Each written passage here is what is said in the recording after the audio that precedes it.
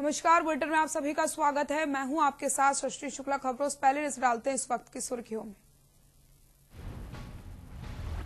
26 जनवरी से पहले अमित शाह ने दिल्ली पुलिस के साथ की बैठक। कानून व्यवस्था को लेकर दिल्ली पुलिस मुख्यालय में की चर्चा। गुजरात के सूरत में दर्दनाक हादसा, अनियंत्रित ट्रक ने मजदूरों को रौंदा, 15 की मौत, कई घायल। पीएम मोदी ने हादसे पर जताया दुख।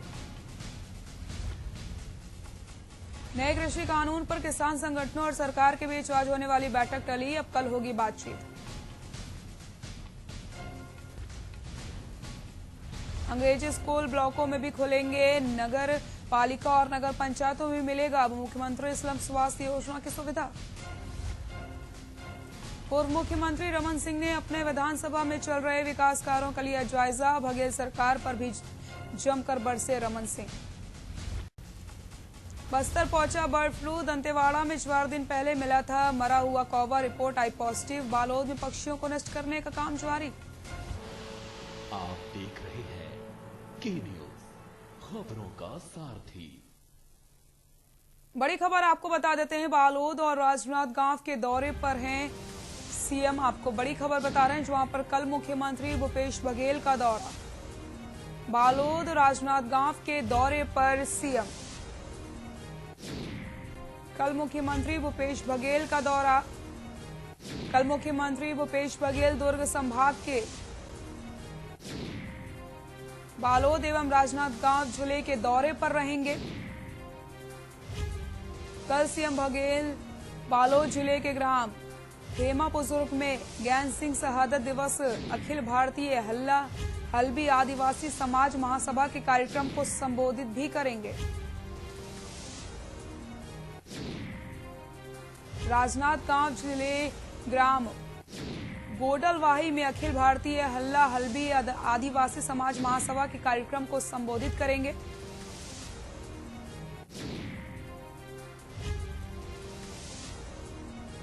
कल मुख्यमंत्री भूपेश बघेल का दौरा।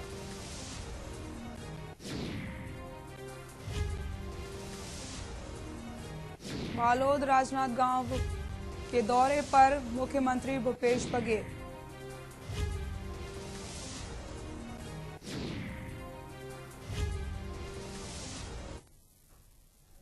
भारतीय जनता पार्टी के प्रदेश अध्यक्ष विष्णुदेव साय के प्रदेश अध्यक्ष बनने के बाद आज जिले में प्रथम आगमन हुआ।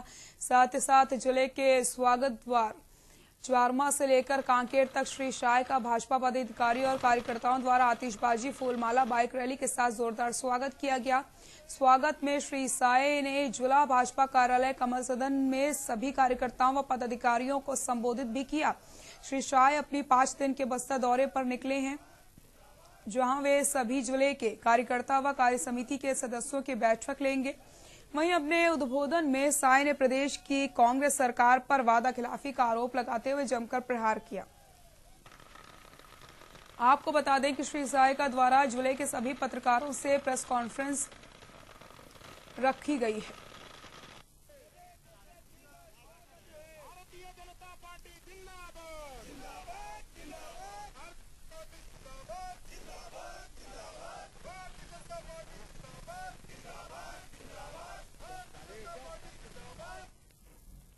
केएसके महानदी पावर प्लांट में सप्ताह भर से लगे तालाबंदी को आखिरकार जिला प्रशासन ने खुलवाने की पहल करी।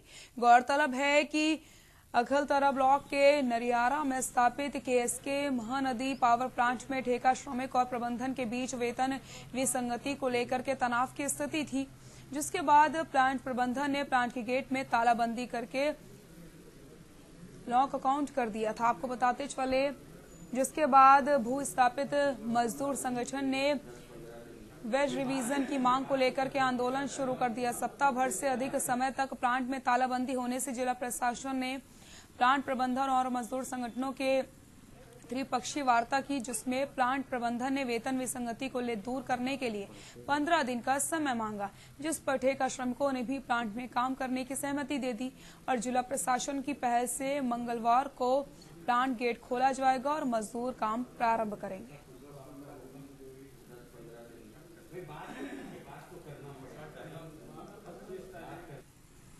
आज की बैठक के महानदी पावर प्लांट जो 10 तारीख से लॉकआउट हुआ था और उसके बाद आज अपर कलेक्टर की अध्यक्षता में एक बैठक उभय पक्षों की आहूत की गई थी, जिसमें additional SP, SDM, labour officer और additional assistant director health and safety और उभय पक्ष माने 2 यूनियन, यूनाइटेड मजदूर संघ और छत्तीसगढ़ पावर मजदूर संघ के पदाधिकारी उपस्थित हुए। इंक्रीमेंट के विषय में हम लोग मांग किए थे, आह्वान किए थे, तो मजदूरों ने बंद किया था उसको, प्लांट को, मतलब अपने अपने काम को बंद करके किए थे, तो प्लांट वाले लोग बंद कर दिए थे प्लांट, तो लॉकआउट था।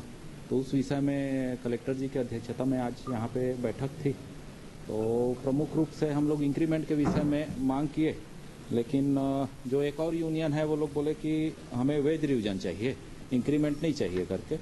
तो इन लोग बोले कि दोनों का अलग अलग मांग है, तो उसको भी अलग से देखेंगे, क्योंकि बंद प्लांट में उसको नहीं कर सकते करके, रिवीजन नहीं कर सकते। जांजगीर चांपा में सड़क हादसों में कमी लाने और वाहन चालकों को यातायात नियमों की जानकारी देने के लिए पुलिस विभाग ने खास पहल करी और नगर के कचहरी चौक में यातायात सप्ताह भी की शुरुआत करी। पुलिस अधीक्षक पारुल माथुर ने यातायात सप्ताह की शुरुआत करते हुए बताया कि जिले में यातायात पुलिस के द्वारा सड़क सुरक्षा जीवन सुरक्षा चलाया जा रहा है, जो 18 जनवरी से 17 फरवरी तक चलेगा। आपको बताते चलें, सड़क सुरक्षा के लिए जागरूकता अभियान के तहत मनाया जाएगा। उन्होंने बताया कि पहले से यातायात सप्ताह के रूप में मनाया जाता था, जिसे संशोधित करके पूरे माह में चलाया जाएगा, जिसका आज जिले में बाइक रैली और यातायात को जागरूकता रथ के साथ शुरुआत करी गई है।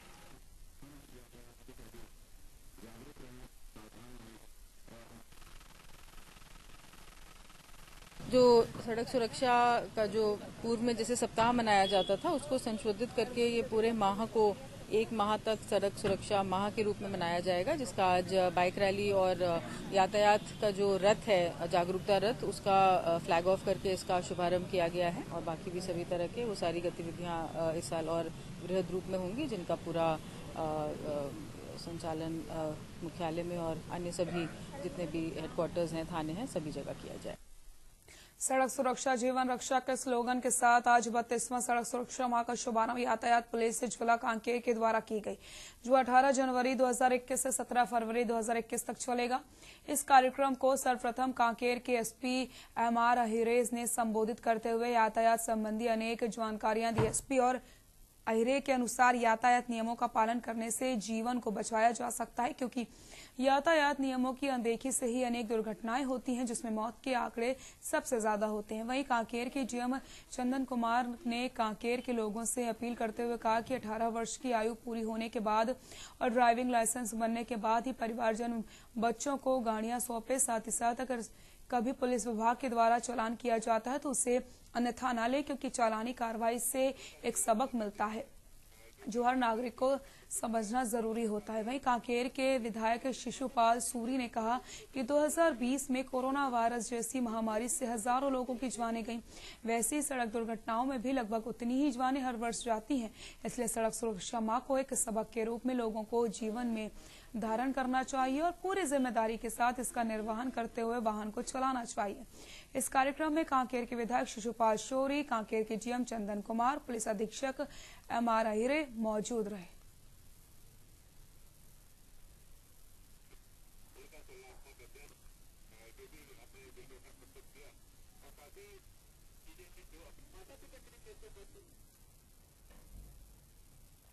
बालोद जिले में आज से यातायात सड़क सुरक्षा माह की शुरुआत हुई है।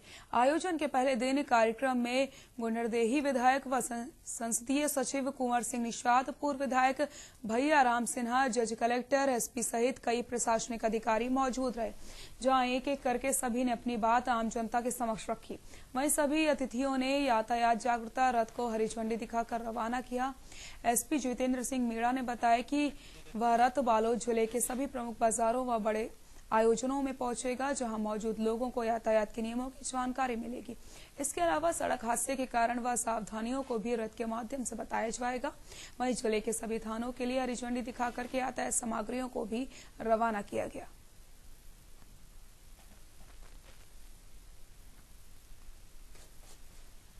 सड़क सुरक्षा माह का उद्देश्य ये रहता है कि ज़्यादा से ज़्यादा लोगों को जो भी सड़क सुरक्षा में बाधक तत्व हैं या जिन कारणों के कारण सड़क दुर्घटनाएं घटित होती हैं उनके बारे में जागरूक किया जा सके और उनसे किस तरह से बचा जा सके। यातायात और सड़क सुरक्षा के लिए किस तरह से कौन कौन सी चीज़ों का ध्यान रखा जाए। निश्चित ही ये अभियान लोगों में एक जागरूकता लाती है, सड़क सुरक्षा सप्ताह, लेकिन इस बार इसको नया नाम दिया गया सड़क सुरक्षा माह। पहले ये अभियान सप्ताह भर तक चलता था तो बहुत जगह ये जानकारी नहीं पहुंच पाती थी और इसका लाभ भी नहीं जनता को नहीं मिल पाता था, लेकिन माह भर तक चलेगा ये।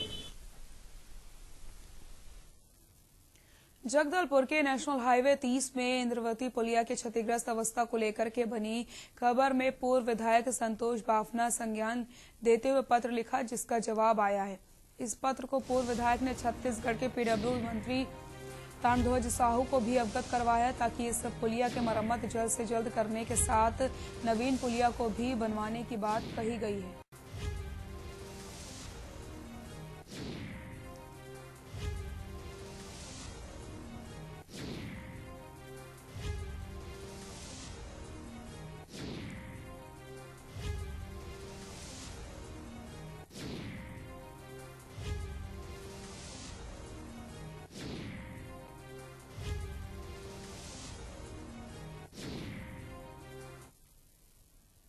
का जो पुल है डैमेज हुआ था बरसात के समय पे, मैंने इसलिए माननीय अपने केंद्रीय परिवहन मंत्री, सड़क परिवहन मंत्री सम्माननीय नितिन गडकरी जी को एक पत्र लिखा था और इस पुल की जो जर्जर स्थिति है उसमें जो गड्ढे हो गए हैं, साइड का जो था दीवार वो टूट गया है और इस पे आने वाले समय में लगातार दुर्घटना की संभावना बनी रहती है और कभी भी ये संपर्क जगदलपुर का रायपुर से टूट सकता है। ये प्रमुख पुल है।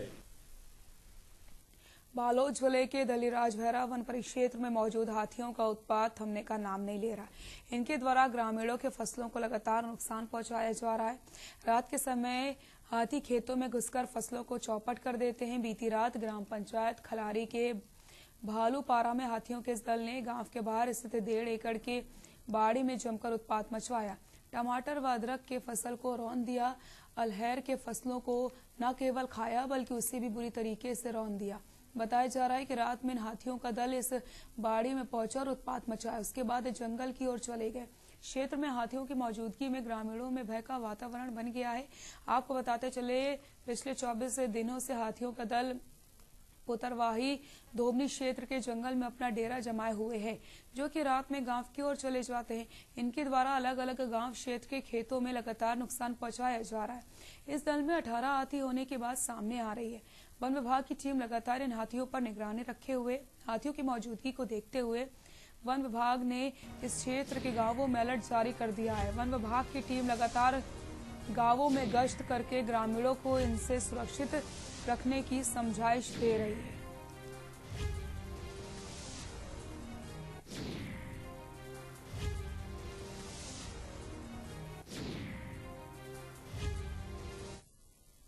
हाथी के झुंड है यहाँ हमार बाड़ी में पूरा फसल लगी थी, यहाँ घुस गए है और टमाटर है तेला पूरा एकदम बर्बादे कर दिए हैं।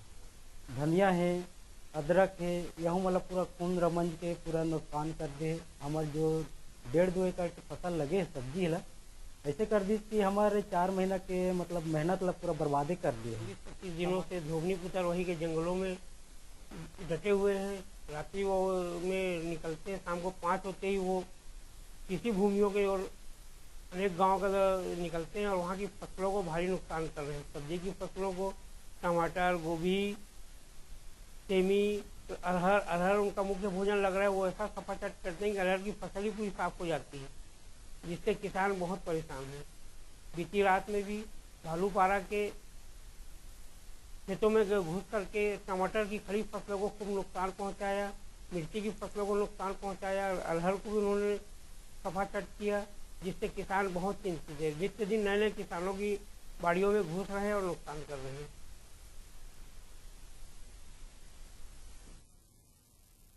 जिला मुख्यालय में झुरिया साहू समाज का आदर्श विवाह कार्यक्रम संपन्न हुआ, जिसके मुख्य अतिथि झारखंड के पूर्व मुख्यमंत्री रघुवर दास थे। वहीं कार्यक्रम में प्रदेश के गृह मंत्री ताम्रध्वज साहू, पूर्व मुख्यमंत्री डॉक्टर रमन सिंह, चुन्नीलाल साहू, सांसद महासमुंद कसडोल विधायक शुचि शकुंतला साहू व बालोद बाजार विधायक प्रमोद शर्मा मौजूद रहे। आपको बताते चलें कि छत्तीसगढ़ में सबसे पहले आदर्श सामूहिक विवाह का आयोजन साहू समाज द्वारा वर्षों से किया जा रहा है, जिनसे प्रेरणा लेकर के तत्कालिक भाजपा सरकार ने कन्या योजना पूरे प्रदेश में लागू कर दी। आज इसी तारतम्य में जिला साहू संघ द्वारा 18 जोड़ों का सामूहिक विवाह संपन्न हुआ है, जिनका पूरा खर्च झिरिया साहू समाज इकाई बौलौदा बाजार द्वारा किया गया। मुख्य अतिथि रघुवर दास ने नवविवाहित जोड़ों को 5-5 हजार रुपए का प्रोत्साहन राशि प्रदान करके आशीर्वाद प्रदान किया है।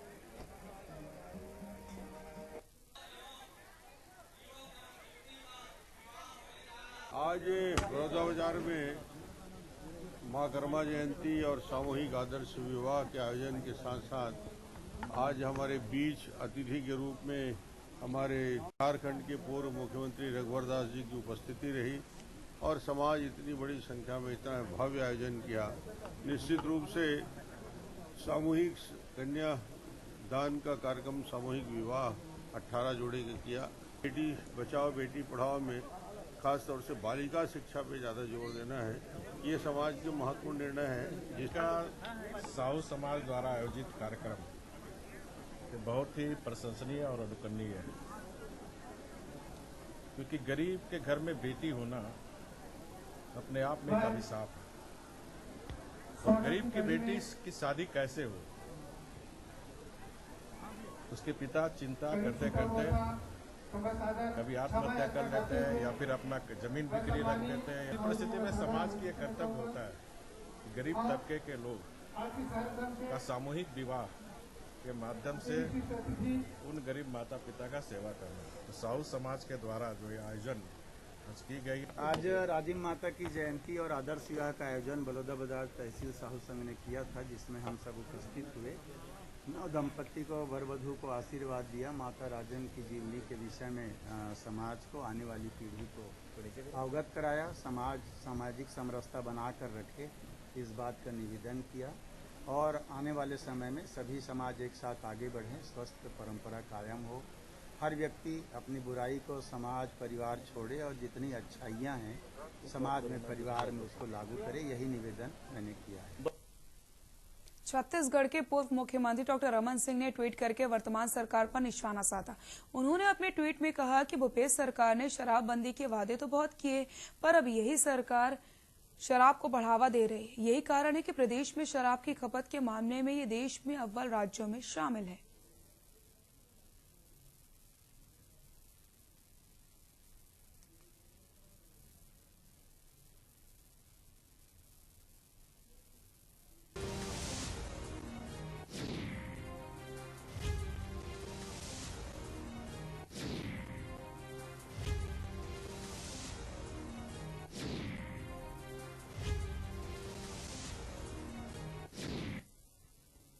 कोंडागांव में विधायक मोहन मरकाम ने 32वें राष्ट्रीय सड़क सुरक्षा माह का शुभारंभ किया।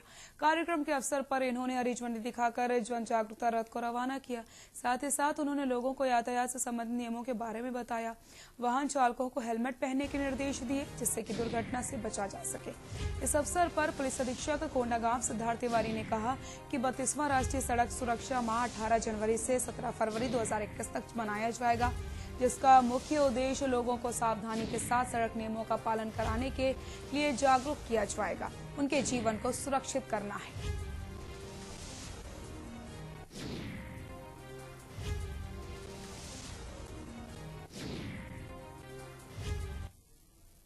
आज कोंडागांव जिले मुख्यालय में आयोजित की गई है।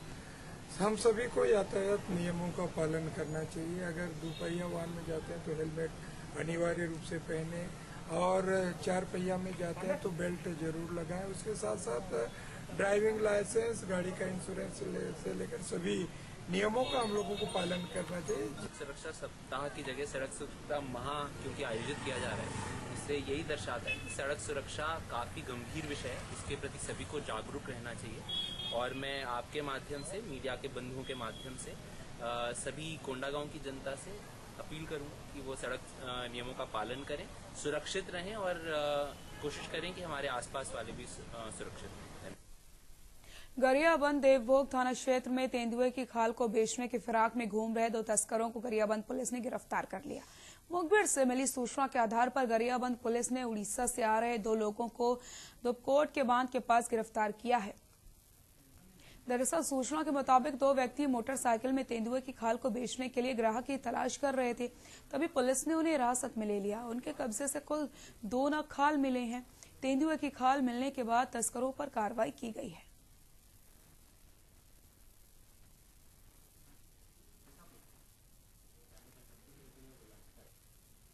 पुलिस को अंतर्राज्यीय क्राइम वन्य जीव के क्षेत्र में एक बहुत बड़ी सफलता मिली है। जैसे कि आप सभी लोगों को पता है कि पहले हम लोगों ने 3 स्किन को सीज किया था, तो कल हमारी देवभोग पुलिस को 2 स्किन, जो आप देख रहे हैं यहाँ पर, एक बच्चे का स्किन है और एक युवा का स्किन है यहाँ पर, तो इसकी खाल को हम लोगों ने सीज किया। कल अपनी देवभोग पुलिस को अपनी टीम के साथ में ये सूचना मिली कि धूपकोट क्षेत्र में 2 लोग इसको बेचने की फिराक में वहां पर घूम रहे हैं। हमने तो अपने आसपास की टीम, जो थाने की टीम थी, उसको देवभोग टीम के साथ में हम लोगों ने भेजा और धूपकोट क्षेत्र में वहां पर दोनों को अरेस्ट कर लिया। दोनों मोटरसाइकिल में थे, उन लोग उसको भी हम लोगों ने सीज कर लिया है। सीज करने के बाद अपने को ये पता चला कि इन्होंने इसको किसी और से खरीदा है जिसको बेचने की फिराक में थे।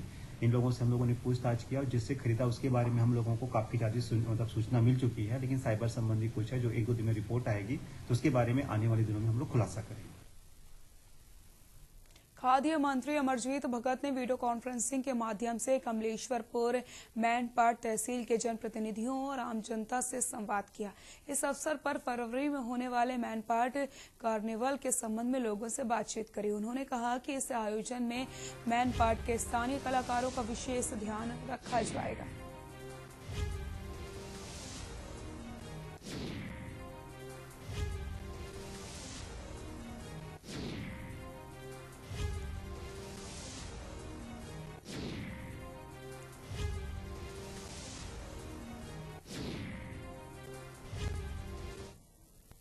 प्रदेश में भाजपा अब एक्शन मोड में आती नजर आ रही है। जांजगीर से भाजपा विधायक और सरगुजा संभाग के भाजपा प्रभारी नारायण चंदेल सूरजपुर दौरे पर पहुंचे।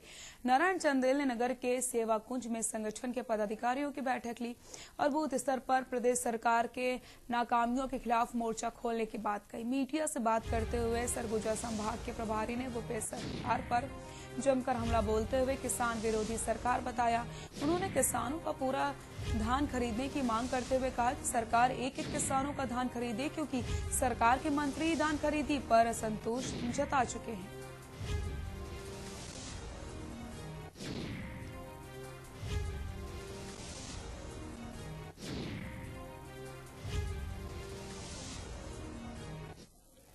जनादेश किसको मिला है? कांग्रेस को मिला है। और सरकार बनी कैसे है? किसानों के कारण बनी है। और वही किसान आज सबसे ज्यादा दुखी है, वही किसान आज सबसे ज्यादा परेशान है। तो किसानों को आज जो भी प्रकार की परेशानी हो रही है, उसके लिए पूर्ण रूप से कांग्रेस सरकार जिम्मेदार है। हम तो विपक्ष में, हमारा काम है सरकार की नाकामी को, सरकार की कमी को उजागर करना, जनता के सामने मिलाना, किसानों के सामने मिलाना। तो हम तो अपने दायित्व का निर्वाह कर रहे हैं। पंडरिया विकासखंड के कुकदूर धान उपार्जन केंद्र में प्रभारी रोहित दंडसेना द्वारा धान बेचने आए गरीब किसानों से अधिक मात्रा में तौल करके धान खरीदी की जा रही है। छत्तीसगढ़ राज्य सरकार के आदेश के अनुसार तय सीमा से 500 से 800 ग्राम की खरीदी की जा रही है। जब धान उपार्जन केंद्र में तौल करके प्लास्टिक बोरी, रस्सी के बोरी में अधिक की भर्ती पर मनमानी ढंग से भ्रष्टाचार किया जा रहा है, तो इस पूरे मामले की जानकारी खाद्य विभाग के उच्च अधिकारियों तक होने के बावजूद भी कार्रवाई के नाम पर केवल खाना पूर्ति की जा रही। गरीब किसानों ने तय सीमा से अधिक की खरीदी करके अपने जेब की भरपाई करने में लगे हुए हैं। जो किसान मेहनत करके अनाज उगाकर सरकार को बेचते हैं, उन्हीं भी नहीं बख्शा जा रहा है। धान उपार्जन केंद्र के प्रभारी रोहित डडसेना किसानों को लूटने में लगे हुए। गरीब किसानों ने कहा कि ऐसे भ्रष्ट प्रभारी रोहित डडसेना पर तत्काल उच्च अधिकारी द्वारा कड़ी से कड़ी कार्रवाई की जाए।